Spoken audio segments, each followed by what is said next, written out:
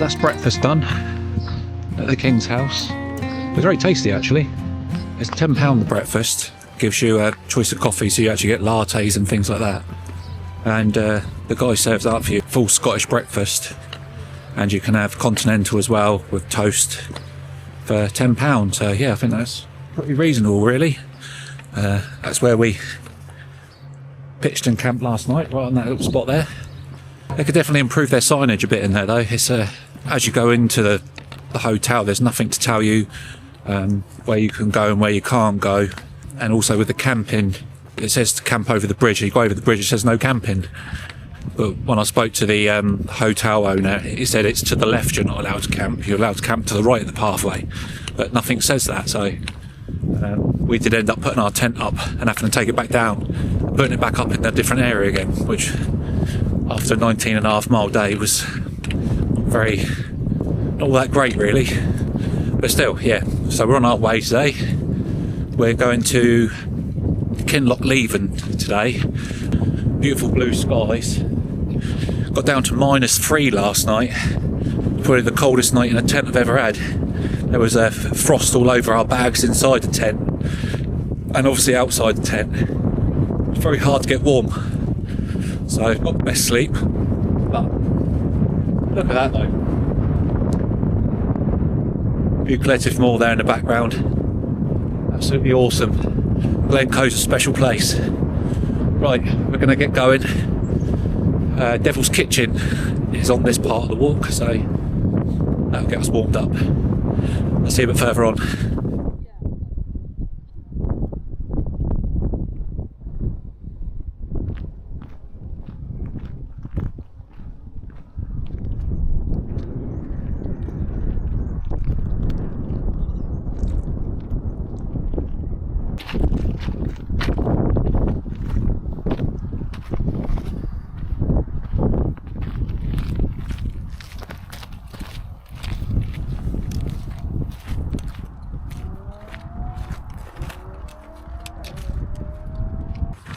Yeah, we're just following this path, making our way out of Glencoe. Just mountain after mountain after mountain, all the way through Glencoe. It's quite beautiful. It shouldn't be too long now before we reach the base of Devil's Kitchen. I'm hoping to get the drone up, seeing it's bright. It's still a bit windy this morning, cold.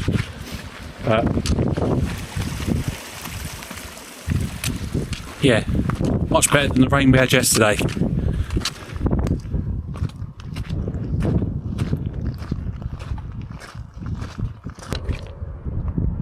See, that's where we come from down there. King's house. Head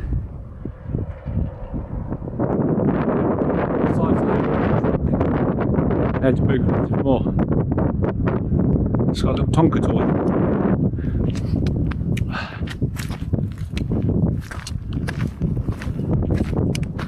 How are you feeling today, Kate? Alright. I'll post it in this way.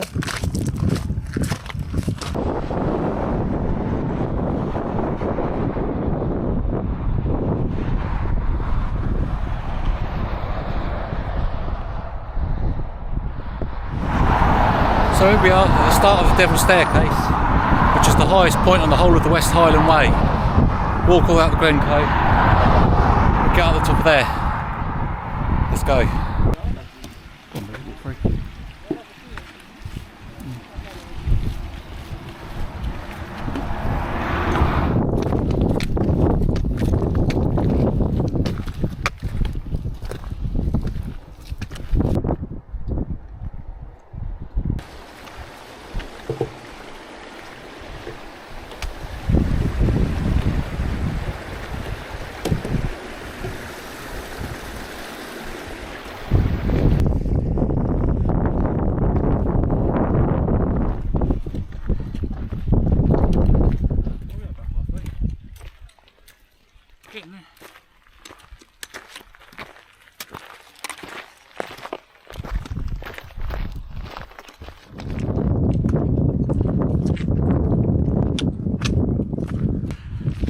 Probably about halfway up now. Yeah, it's quite steep in sections. Nothing too bad as yet though. Nothing can compare to the second day of the Loch Lomond. I think any of the walk would seem easier after that bit. Some of the views, see behind me there, just breathtaking. Right, onwards and up.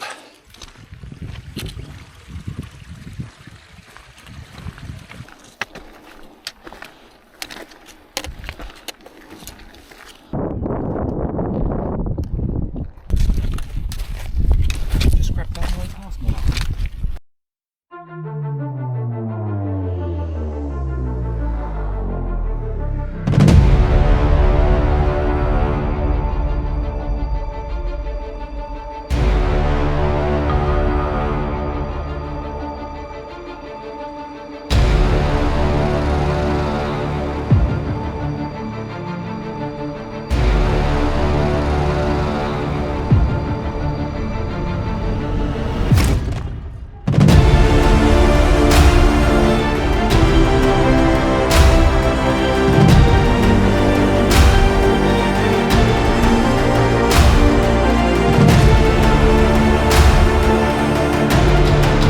So that's the Devil's Staircase completed.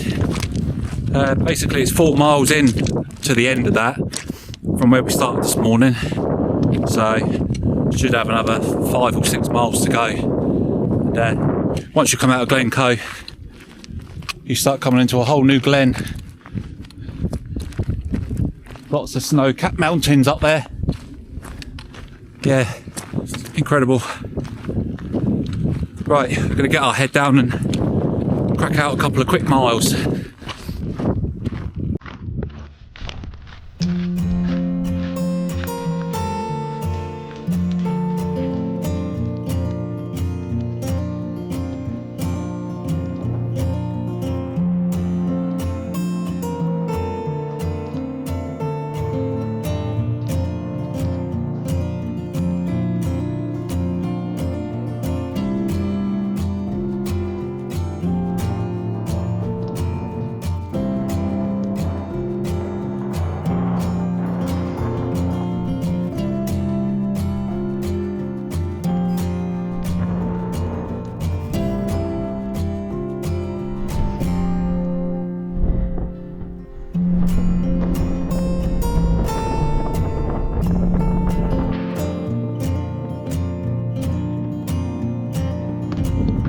I'm not sure if you can hear me, but just down there is Kinlochleven, where we're stopping today.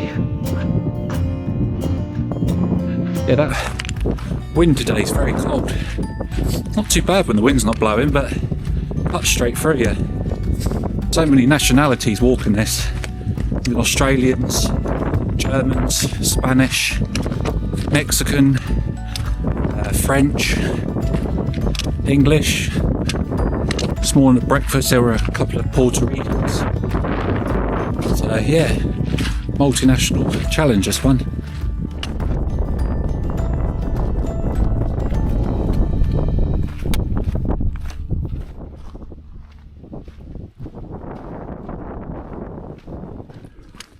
Yeah, we have to keep telling ourselves to look up and look around, because you tend to just look down like that constantly. Mind you, I've tripped over 1,000 times because I'm not doing that, but when you've got views like that,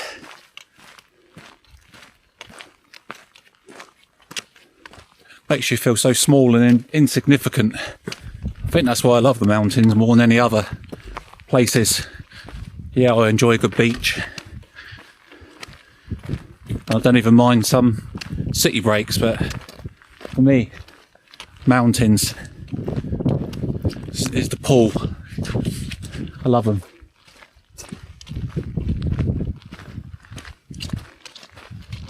Health check wise, I think we're both doing okay. Our feet are not taking a beating as yet. I felt fairly sore last night after that 19.5 miles. Not so much from blisters or toes or anything like that, it's the bottoms of your feet that impact constantly, a mile upon mile. I did feel quite tired, but actually I feel really good again this morning. So yeah, I'm pleased with that. How you doing, Kate? Right. A little bit achy. I know I've done some walking, but on the whole I'm doing alright. How's your feet doing? They're okay. A couple of little blisters, but nothing unbearable. Yeah, alright. Yeah, Kate got a blister between two toes on the second day, and we thought it was going to be really problematic because it looked quite nasty, but it's been okay. She is a little soldier. But we wear the Indigi toe socks, and then darn tough hiker boot socks, and then we've both got Lone Peak trainers on. Kate's got the Lone Peak 8, and I've got the Lone Peak 7. And they have been absolutely fantastic on this walk. They really have. Feet have got damp a couple of times, but even yesterday it rained for about 4 or 5 hours straight. My feet still weren't wet because of the liner socks and the darn toughs. So yeah, I think they've been brilliant, and I'd recommend doing this walk in a decent pair of trail runners. I'd say overall on the hike it's probably been a 50-50 split of people wearing trail runners and people wearing your traditional hiking boots. Just gives you a bit of freedom, I think, the trainers. You feel like you can move that bit quicker. Obviously on the negative side of some of the rockier sections you haven't got the ankle support, so you just got to go what's best with yourself really and not read into too much what other people are doing. Yeah, getting ever closer to Kinlochleven. It's just down there, so I'll see a bit further down.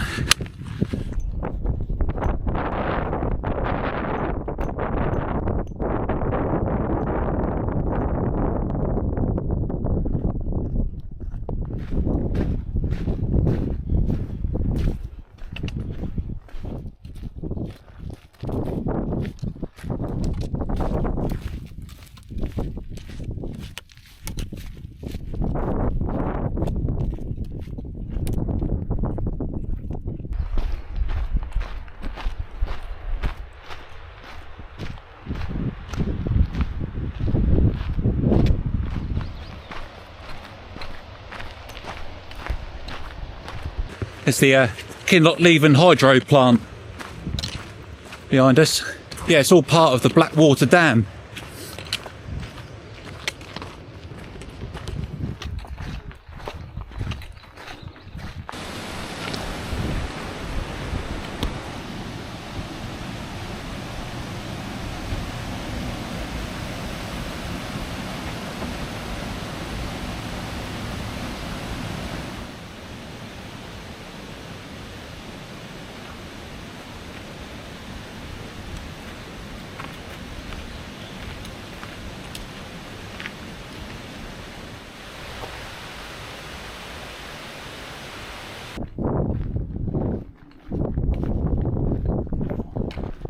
Going to Kinlochleven by any chance?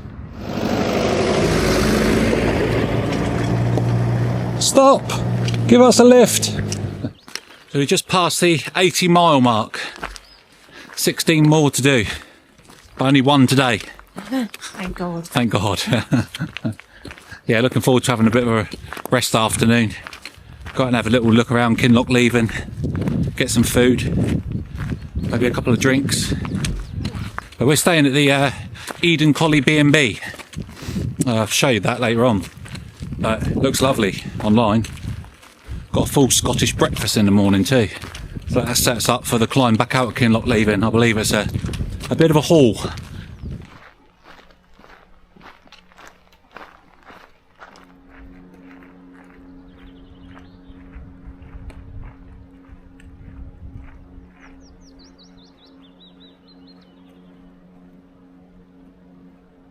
$80 miles and still doing a walk past. Glutton for punishment. We're just entering Kinlochleven now.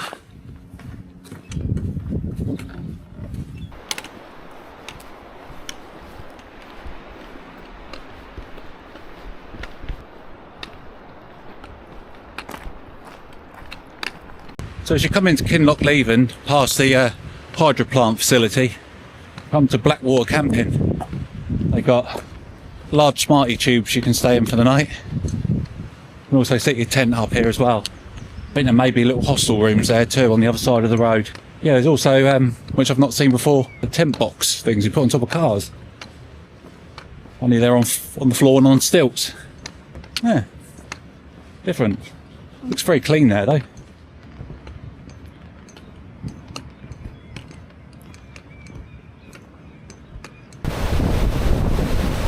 So that's the 81st mile. We're in Kinlochleven, and it's pretty Baltic.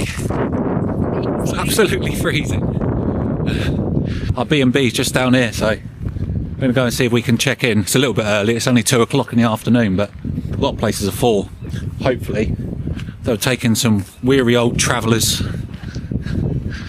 The B&B we stayed in on this evening was called Edencolly in Kinlochleven, and not to talk negatively about somebody's business, as we know it's always tough to make a living, but being that you're in the hospitality game, we didn't receive any hospitality at all.